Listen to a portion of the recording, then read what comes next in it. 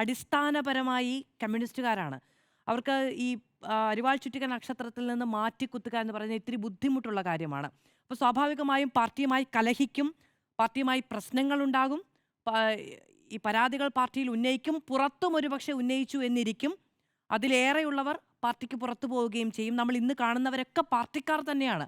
അവർ വർഗവഞ്ചകരായി ജനിച്ചതൊന്നുമല്ല. അവർ പാർട്ടിക്കാർ തന്നെയാണ്. പാർട്ടി ചട്ടങ്ങളിൽ ഊന്നുനിന്ന് വളർന്നവർ തന്നെയാണ്. ഒരു ഘട്ടത്തിൽ ഇതല്ല ഇടത് എന്ന് ചിന്തിക്കുന്നു, അവർ പിളർന്നു പോകാനുള്ള തീരുമാനം കൈക്കൊള്ളുന്നു എന്നേ ഉള്ളൂ. പക്ഷേ അതിനുള്ളിൽ ജീവിക്കുന്ന കുറച്ച് മനുഷ്യരുണ്ട്. അവർക്ക് ഈ മാറ്റിക്കുത്തൽ, പുറത്തു പോകൽ, പിളർന്നു പോകൽ ഒക്കെ വലിയ ബുദ്ധിമുട്ടുള്ള കാര്യമായിരിക്കും. പക്ഷെ അവിടെ അടിസ്ഥാനപരമായി സംഭവിക്കുന്ന ഒരു കാര്യം എന്ന് പറയുന്നത്, തളിപ്പറമ്പിൽ പി കെ ശ്യാമളയുടെ സ്ഥാനാർത്ഥിത്വം പ്രഖ്യാപിക്കപ്പെടുന്ന സമയത്ത് വലിയ തോതിലുള്ള അസംതൃപ്തിയും പരാതികളും അതിൻ്റെ പ്രതിഫലനങ്ങളും ഉണ്ടായിട്ടുണ്ട്. പാർട്ടി അതിനെ അഡ്രസ്സ് ചെയ്തില്ല എന്നുള്ളത് വളരെ യാഥാർത്ഥ്യമാണ്.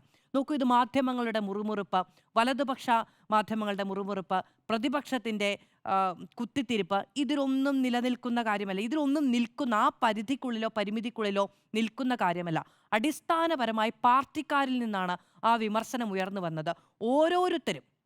ഓരോരുത്തരും ആ വിമർശനം അവരുടെ സമൂഹ മാധ്യമ പേജുകളിലൂടെയോ പാർട്ടി ഘടകങ്ങളിലോ കൃത്യമായി പറഞ്ഞിട്ടുണ്ട്. അതിനെ അഡ്രസ്സ് ചെയ്യേണ്ടതില്ല എന്ന തീരുമാനമെടുക്കുമ്പോൾ ആരാണ് പാർട്ടി എന്നൊരു ചോദ്യം ഉയരുന്നുണ്ട്. ആരാണ് പാർട്ടി? അത് പാർട്ടി സെക്രട്ടറിയും പാർട്ടിയുടെ നേതാക്കളും മാത്രം ഉൾക്കൊള്ളുന്നതല്ല. അവരും കൂടി ചേരുന്നതാണ്, അണികൾ കൂടി ചേരുന്നതാണ് പാർട്ടി. അവിടെ സ്വാഭാവികമായ വിമർശനങ്ങൾ ഉയർന്നു വരുമ്പോൾ അതിനെ രാഷ്ട്രീയ വിമർശനം എന്നല്ല കാണേണ്ടത്. അത് പാർട്ടിക്കുള്ളിലെ ജനാധിപത്യപരമായ അഭിപ്രായം എന്ന നിലയ്ക്ക് കാണുകയും പരിഗണിക്കുകയും വേണമായിരുന്നു എന്നുള്ളതാണ് ഞാൻ മനസ്സിലാക്കുന്നത്.